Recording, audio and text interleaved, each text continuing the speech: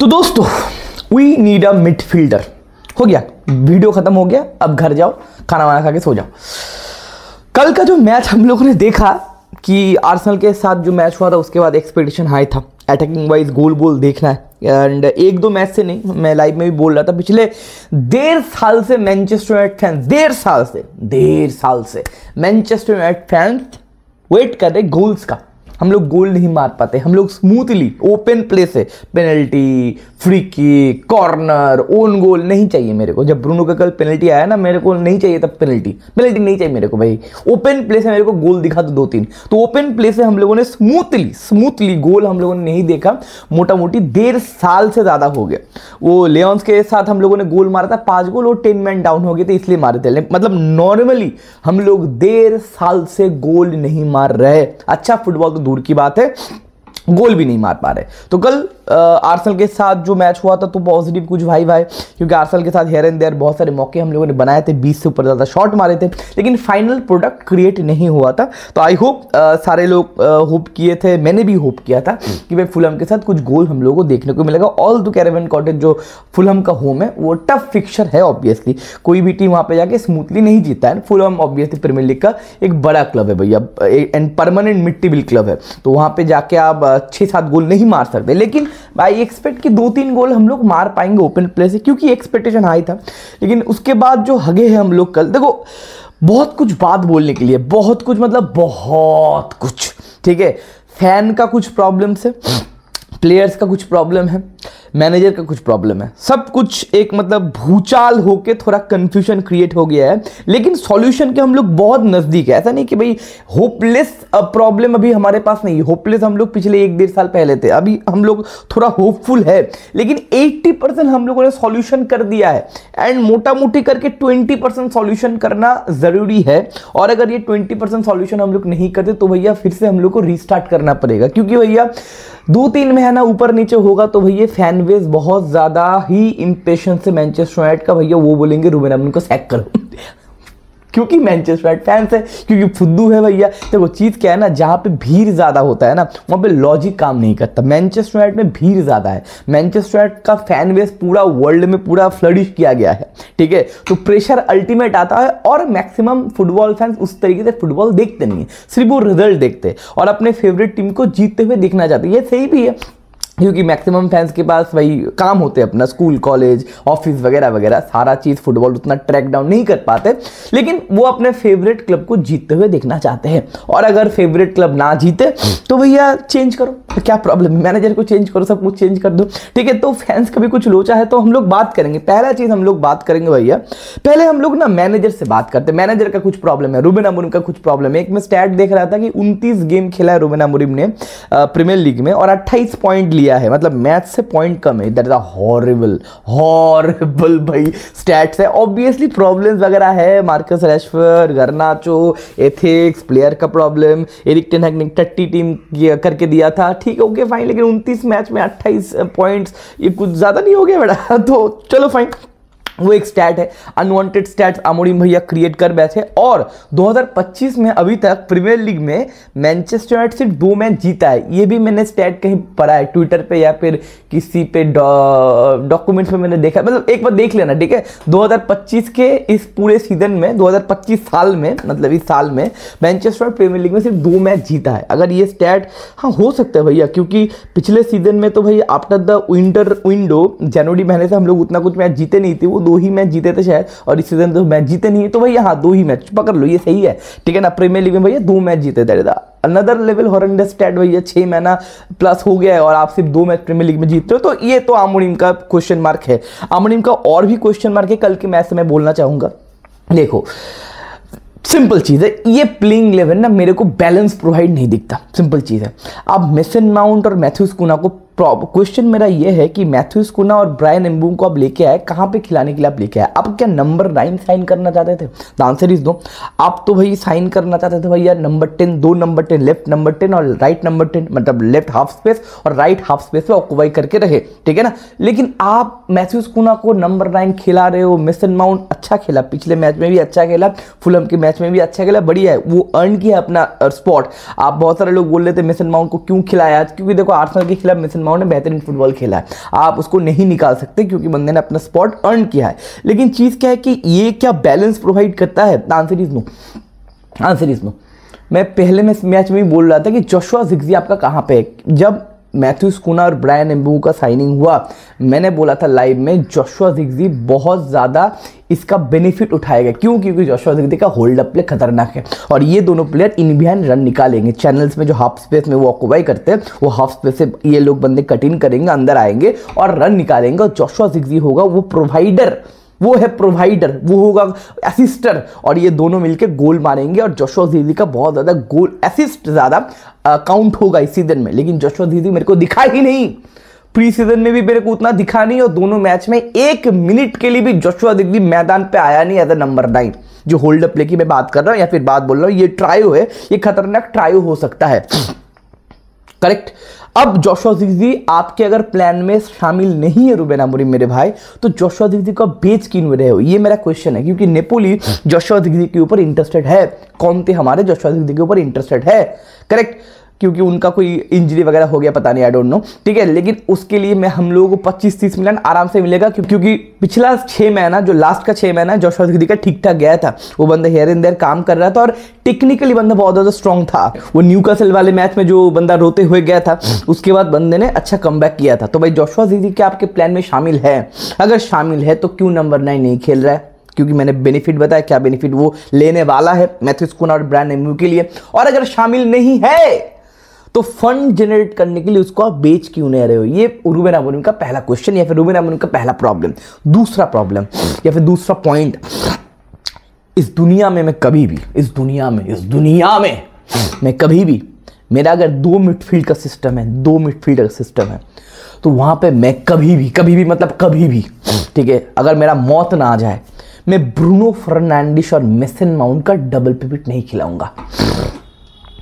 ये दोनों नंबर 10 है और आपके पास डिफेंसिवली ऑक्यूपाई करने के लिए सिर्फ 2 मिडफील्डर होते क्योंकि एक मिडफील्डर शॉर्ट है। वहाँ पे आपने मोटा मोटी कितना देर, मोटा मोटी 20-25 मिनट, पता नहीं, कैशिमेरो जब सब्स्टिट्यूट हुआ, वहाँ पे मेसन माउंट और ब्रूनो फर्नांडिस खेल रहे थे। ये देख के मेरा फट गया, ये देख के मेरा कचूमर हो गया कॉन्फिडेंस, भाई ये क्या चल रहा है, ये क्या भरुआपंती चल रहा है भाई यहाँ पे, ये क्या बवासीर बना दिया हो। आपके पास कोबी मैनो अवेलेबल है, हाँ, कोबी मैनो परफेक्ट होगा मिडफील्ड पे, ना, कोबी मैनो क्या हर एक क्वेश्चन का सॉल्यूशन है, ना। लेकिन मेसन माउंट और ब्रूनो फर्नांडिस से तो ज्यादा अच्छा होगा। मुझे कल का ब्रूनो का मैच देख के लगा था भाई ब्रूनो को भैया सब्स्टिट्यूट करो, कोबी मैनो को वहां पे डालो, कैशिमेरो और कोबी मैनो को खिलाओ, या फिर उगारते हैं फिर कोबी मैनो को खिलाओ। लेकिन रूबेन अमोरिम सिलेक्ट करते हैं ब्रूनो फर्नांडिस और मेसन माउंट का मिडफील्ड। इस मिडफील्ड से आपको कंट्रोल कैसे मिलेगा? बहुत सारे लोग कंफ्यूज्ड है कि भाई मिडफील्ड में कैसे खिलाड़ी चाहिए। बहुत सारे लोग मेरे से लाइव में सवाल पूछते भी है। देखो चीज क्या है, हमारे मिडफील्ड में ऐसे खिलाड़ी चाहिए। देखो रूबेन अमोरिम का सिस्टम में 1 मिनट में बोल देता और क्या क्या ऑक्यूपाई हुआ है हमारे और क्या क्या जगह पे फॉल्ट है या फिर कैसे कैसे प्लेयर चाहिए, मैं 1 मिनट में बोल देता। देखो रूबेन अमोरिम का सिस्टम डिमांड करता है कंट्रोल विद द बॉल, ज़्यादा हम लोग ज़्यादा खेलना चाहते हैं। रूबेन अमोरिम जो स्पोर्टिंग सीपी का जो उनके पास जो डेटा है, वो डेटा मैं आपको डिटेल में बोल रहा हूँ, उनका फुटबॉल देख के मेरे को जो लगा। रूबेन अमोरिम को चाहिए कंट्रोल। उनके पास 3 बैक होते जो एक शील्ड प्रोवाइड करते, उनमें से हर एक बैक मोटा मोटी विद द बॉल अच्छा होना चाहिए, स्पेशली आपका जो सेंटर बैक है। और मिडफील्डर का जो 2 मिडफील्डर है, हमारे पास 1 मिडफील्डर कम है, तो वहां पे हमको 2 डीएमएफ चाहिए जो सॉलिडिटी आपको प्रोवाइड करेगा डिफेंसिव वाइज। उनका क्रिएटिव वाइज उतना कुछ काम नहीं है। अब लोग बोलेंगे तो ब्रूनो वहां पे क्या कर रहे हैं, बात करेंगे। मेसन माउंट वहां पे क्या कर रहे हैं, वो तो बात कर रहे हैं। दोनों क्रिएटर वहां पे क्या कर रहे हैं, तो वहां पे क्रिएटर चाहिए नहीं, आपको वहां पे चाहिए पूरा शटर डाउन कर देगा जो बंदा डिफेंसिव वाइज खतरनाक होगा, लेकिन विद द बॉल भी काम अच्छा करेगा क्योंकि हमारे पास 1 मिडफील्डर कम है। हम एनालिसिस में बोले थे जो सेंटर बैक है वो थोड़ा आगे जाके थोड़ा न्यूमेरिकल सुपीरियरिटी प्रोवाइड करेगा मिडफील्ड में, लेकिन मोटा मोटी करके जो 2 मिडफील्डर होगा बढ़िया तरीके से टर्न कर पाएंगे, बॉल थोड़ा बहुत कैरी कर पाएंगे, लेकिन डिफेंसिव वाइज बहुत ज़्यादा कंफर्टेबल होंगे। और ट्रैक बैक करने के लिए भैया बैकअप रन होना जरूरी है मोटा मोटी करके। एंड ऊपर अप फ्रंट में 2 नंबर 10 जो बंदा बहुत ज़्यादा क्रिएटर होगा, विंग बैक, वो शटर इन आउट करेंगे भैया, वो भी क्रॉसेस वगैरह मारेंगे, अटैकिंग वाइज बहुत ज़्यादा कॉन्ट्रीब्यूशन दिखाएंगे। और ऊपर होगा भैया नंबर 9 जो स्ट्राइकर वगैरह होगा। तो यहाँ पे जो 2 डीएमएफ है या फिर 2 मिडफील्डर होंगे, उनको भैया डिफेंसिवली कॉम्पैक्ट होना जरूरी है और वो विद द बॉल भी अच्छा होना चाहिए, क्योंकि वो आपके मिडफील्ड में या फिर वो आपके सिस्टम में प्रोवाइड करेंगे कंट्रोल। और हमारे पास कौन कौन है भैया? 2 नंबर 10 है जो क्रिएटर है, जो मेसन माउंट और भाई ब्रूनो फर्नांडिस बाप जन्म में भैया वहां पे नहीं खेले और आपने खिला दिया। कोबी माइनो से पहले खिला दिया। कोबी माइनो को ट्राई कर लेते मेरे भाई, कैशिमीरो और कोबी माइनो का जोड़ी ट्राई कर लेते। नहीं, ब्रूनो फर्नांडिस को आपको 90 मिनट खिलाना पड़ेगा। देखो मेरे भाई, आप गर्नाचो के ऊपर हर्ष हुए कि भाई गर्नाचो तू निकल, तू अच्छा नहीं खेला तो निकल। रैशफोर्ड के ऊपर हर्ष हुए, भाई तू अच्छा नहीं खेला तो निकल, बहुत बढ़िया। अब मैंने आपको बहुत बढ़िया अप्रिशिएट किया, लेकिन कल का मैच ब्रूनो फर्नांडिस का अच्छा नहीं था। आपने ही बताया, रूबेन अमोरिम ने बताया कल के इंटरव्यू में कि ब्रूनो फर्नांडिस खुश नहीं था वगैरह वगैरह, रेफरी ने उसको धक्का दे दिया इसलिए पेनल्टी मिस कर दिया। भैया रॉय कीन सुनेगा, पता नहीं, मैंने रॉय कीन का कॉमेंट नहीं पढ़ा, रॉय कीन सुनेगा तो भाई क्या बेबी बिग बेबी बेबी बोल के कॉमेंट था ना, ये फिर से बोलेगा रॉय कीन, बेबी बिग बेबी, तो बिग बेबी हो गया हमारा ब्रूनो फर्नांडिस। रेफरी ने धक्का मार दिया इसलिए भैया वो बंदे ने पेनल्टी मिस कर दी। ये अगर रॉय कीन सुन ले और रॉय कीन के साथ ब्रूनो फर्नांडिस एक रूम में चले जाए, भाई ब्रूनो की ऐसी की तैसी, उसका टांग हाथ सब कुछ तोड़ देगा भाई रॉय कीन। तो हमारा बिग बेबी ब्रूनो फर्नांडिस ने ये बोला है। अब तुम यार इंटरव्यू में ये बोलोगे रेफरी मेरे को अपोलोजाइज नहीं किया इसलिए मेरा ध्यान भटक गया, मेरे भाई प्लीज। चलो फाइन, कोई बात नहीं। जो चीज क्या है कि भाई अगर आप ब्रूनो के ऊपर भी वो हार्श कॉल लेना चाहिए ना, अगर आप एंटनी के ऊपर ले रहे हो, रैशफोर्ड के ऊपर ले रहे हो, तो भैया हर एक प्लेयर के ऊपर लो। बायसनेस मत करो मेरे भाई। बायसनेस एक टकला कर रहा था पिछले 2 साल से, उसको लात मार के निकाल दिया। वो एंटनी को अपना सौतेला बेटा माना था, तो भैया अब वो बायर लिवरकूसन में अपना मरवा रहा है। तो आप प्लीज बायसनेस मत रहो भैया। ब्रूनो का अगर गेम अच्छा है तो भैया उसको भी हटाओ, वहाँ पे कोबी माइनो खिलाओ भैया। बात बोला जा रहा है कोबी माइनो की, जब बात क्वेश्चन पूछे थे इंटरव्यू में तो बोले कि भाई he is fighting for his position with Bruno. तो क्या फाइट कर रहा है, कहां पे फाइट कर रहा है पता नहीं, लेकिन सिंपल चीज है मेरे भाई, मैं डायरेक्टली बोल रहा हूं। लेकिन ये आपको एकदम क्रिस्टल क्लियर कर देना चाहता हूं कि ये मिडफील्ड से हम लोग कहीं नहीं जाने वाले। मैं देखो 2 महीने पहले, 2.5 महीने पहले क्लब वर्ल्ड कप से पहले जब अल हिलाल का लिंक आया था ब्रूनो से, मैं लाइव में बातचीत करता था, मैं डायरेक्ट उतना बोला नहीं, लेकिन मैं डायरेक्ट बोलना चाहूंगा आज के इस वीडियो में। ब्रूनो फर्नांडिस को मैनचेस्टर यूनाइटेड से निकालो। क्यों? क्योंकि ब्रूनो अच्छा खिलाड़ी नहीं है? नहीं, Bruno is a great player, greatest player पिछले 6 साल का। मैनचेस्टर यूनाइटेड का सबसे डार्केस्ट टाइम में सबसे ब्राइटेस्ट खिलाड़ी था ब्रूनो फर्नांडिस। ब्रूनो फर्नांडिस अभी भी वर्ल्ड क्लास खिलाड़ी है। किसी भी बड़े टीम में Bruno Fernandes as a number 10 आराम से क्रिएटिव रोल पे चला जाएगा। अगर बिना ब्रूनो फर्नांडिस को अगर आर्सेनल ले ले और ओडेगार्ड के जगह पे खिला दे तो आर्सेनल का गोल टैली 15 से 20 एक सीजन में बढ़ जाएगा, गारंटीड है, गारंटीड है। ब्रूनो फर्नांडिस जैसे एक वर्क रेट देने वाला खिलाड़ी, फिट खिलाड़ी जो अवेलेबल रहता है, ब्रूनो फर्नांडिस जैसे एक पैशनेट खिलाड़ी जो फुटबॉल को लेकर ऑब्सेस्ड है, it's a dream for every manager, every club, every team, every fans. तो मैं क्यों बोल रहा हूं ब्रूनो फर्नांडिस को बेचना चाहिए? क्योंकि समय का मांग है ये।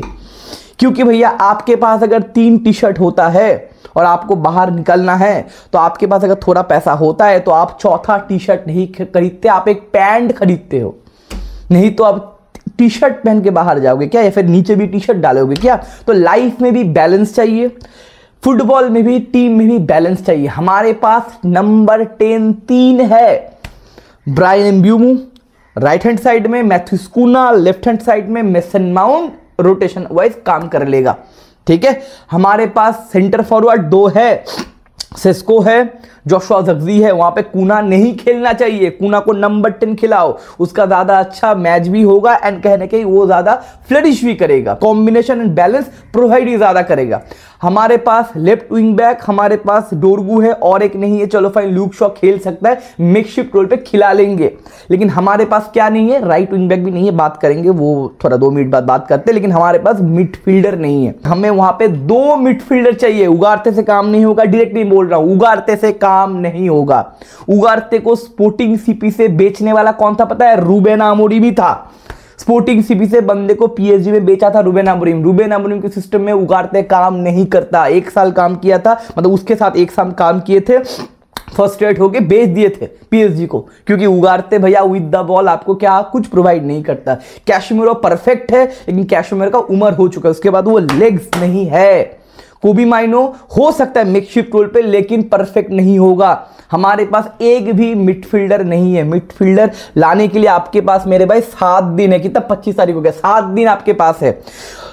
ब्रूनो फर्नांडिस को बेचो, अल इत्तिहाद पता नहीं, इत्तेफाक पता नहीं किसके साथ लिंक आ रहा है। 100 मिलियन लो, 2 मिडफील्डर लेके आओ। बलेवा का 115 बहुत ज्यादा मिलियन मांग रहे, चलो छोड़ो। एडम हॉटन के ऊपर बिड दो। क्रिस्टल पैलेस 80 मिलियन मांग रहे, बिड मारो भैया भाई। मैनचेस्टर जाएगा तो 5 मिलियन गारंटी इंक्रीज कर लेगा, चलो 85 मिलियन दो।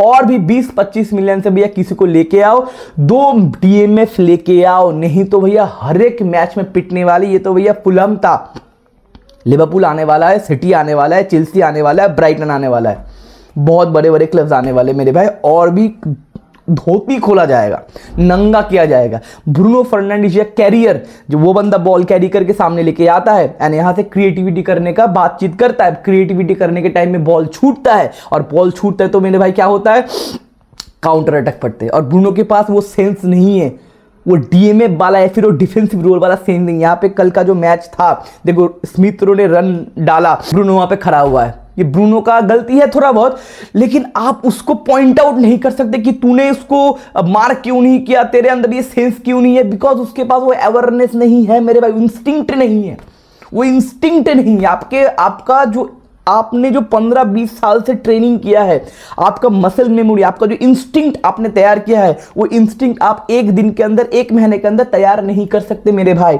एक नंबर 10 को एक डीएमएफ के रोल पे नहीं खिलाया जा सकते। मेरे पूरे करियर में, मेरा जो एज अ फुटबॉल फैन का अगर करियर है, मैंने सिर्फ एक बंदे को देखा है नंबर 10 से नंबर 6 होते हुए, that is Hakan Calhanoglu in Inter Milan. Brozovic का जब इंजरी हुआ था, हाकान चाल्हानोग्लू नंबर 10 खेल लेते और हाकान चाल्हानोग्लू को नंबर 6 ट्राई कर रहे थे कौन थे, एंड वहां बंदा फिट इन हो गया। लेकिन हाकान चाल्हानोग्लू क्रिएटिवली में ब्रूनो जैसा उस लेवल का है नहीं, and that is Serie A, that is premier league. चलो छोड़ो वो बात। तो नंबर 10 नंबर 6 हो नहीं सकता, मैनेज हो सकता है, लेकिन मैनेज होके कुछ काम है नहीं मेरे भाई। डे इन डे आउट भैया गलती होगा, सिंपल चीज है मेरे भाई। इस मिडफील्ड से हम लोग कहीं जाने वाले नहीं हैं। तो ये हो गया भैया आमोरिम का प्रॉब्लम कि आमोरिम मेरे भाई, तुमने भैया कोबी मैनो को क्यों नहीं डाला, माउंट और ब्रूनो को क्यों खिलाए, और जोशुआ जिर्क्जी को अपने क्यों नहीं खिलाया। अब आते प्लेयर्स के ऊपर। डेलो ने आमाद डियालो जब राइट विंग बैक पे खेलता है, एक और भी हमारे पास प्रॉब्लम है, that is right wing back. हमारे पास राइट विंग बैक नहीं है। हम लोग ठीक ठाक तरीके से ऑफलोड करते हैं ना। मैं लाइव में कल बोल रहा था, डेमफ्रीज के ऊपर 25 मिलियन का बाई क्लॉज था। 25 मिलियन देते तो one of the best right wing back पूरी दुनिया का डेमफ्रीज हमारे टीम में आ सकता था, लेकिन हम लोग ने बिड नहीं दिया क्योंकि भैया हम लोग ऑफलोड नहीं कर पाए। आमाद डियालो जब राइट विंग बैक पे खेलते हैं तब लगता है डेलो आ जाए तो मजा आ जाए। डेलो जब खेलते हैं तब लगता है कि आमाद डियालो ठीक था, क्योंकि दोनों ही राइट विंग बैक नहीं है। आमाद डियालो आपका राइट विंगर है और आपका डियागो डालो राइट फुल बैक है, राइट बैक है। तो राइट विंग बैक हमारा नहीं है। अब चीज क्या है कि बेंजामिन सिस्को जब आया उसके बाद हम लोगों ने एक भी क्रॉस ट्राई नहीं किया। एक 6 फुट पता नहीं 25 फुट 30 फुट का एक खंबा हम लोगों ने ले लिया है, उसको अगर आप ट्राई नहीं करते क्रॉसेस देके, तो आप स्ट्राइकर क्यों लेके आए हो मेरे भाई। डियागो डालो टट्टी, जो ये जो बंदे ने ये जो कंट्रोल करने की कोशिश की और यहाँ से हम लोग जो गोल खाए, भगवान। डियागो डालो आपके अगर टीम में है 2025 में ना, हम मैनचेस्टर यूनाइटेड फैंस इतने चूतिया है, मैं आपको बोलता हूँ। ये लोग ना कुत्ते की तरह झगड़ा करते थे। क्या झगड़ा करते थे, वन-बिसाका अच्छा है कि डैलो अच्छा है, वन-बिसाका को रखना चाहिए क्या डैलो को रखना चाहिए। अबे हरामजादो, दोनों ही फुद्दू है, दोनों को ही बेचना चाहिए। ये अच्छा है कि वो अच्छा है, इसको रखना चाहिए कि उसको रखना चाहिए। वो अभी लोग जो बात कर रहे हैं ना कि Amad Diallo right wing back अच्छा खेलेगा या फिर डियागो डालो, आंसर कोई भी अच्छा नहीं खेलेगा, दोनों को बेचो। आमाद डियालो हीरो नहीं बन सकता। पिछले सीजन में 2-3 बंदे ने गोल मार दिया, भाई ये तो खतरनाक एडॉप्टेबल खिलाड़ी है। नहीं मेरे भाई, वो राइट विंग बैक नहीं खेल सकता। अगर आपके पास 4-3-3 का सिस्टम है तो भैया आमाद डियालो कटिंग करके जो गोल मारता है वो गोल मार पाएगा। डिफेंसिवली उसको उसके पास देने के लिए कुछ नहीं है, और डियागो डालो के पास कुछ भी नहीं है देने के लिए।